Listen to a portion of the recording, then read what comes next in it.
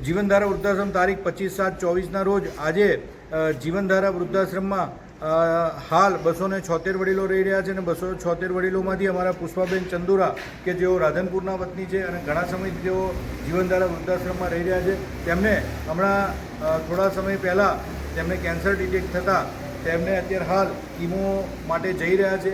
બા ખૂબ જ હતાશા અનુભવે છે, પરંતુ આજે તેઓ નવકાર મંત્રનો જાપ કરી અને અમે સૌ તેમને ખૂબ ખૂબ શુભકામનાઓ પાઠવીએ છીએ કે બા જલ્દીમાં જલ્દી સારા થઈ અને પાછા આવે. આજથી તેમનો કીમો શરૂ થાય છે, તો આપણે સૌ તેમને ખૂબ ખૂબ શુભકામનાઓ પાઠવીએ અને આપણે બોલો વાસુ પૂજ્ય સ્વામી ભગવાન હે કેમ કઈ નથી થવાનું.